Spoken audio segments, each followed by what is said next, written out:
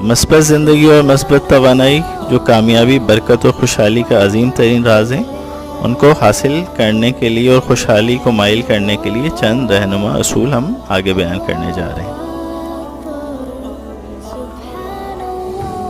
پہلا اصول، سب کو معاف کر کے سوئیں اور توبہ کر کے سوئیں۔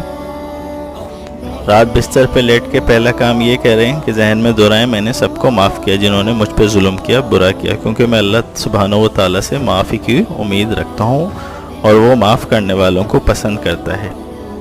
پھر مولا علی علیہ السلام سے مسنون 10 بار استغفار پڑھیں، انشاءاللہ گناہوں سے پاک صاف ہو جائیں۔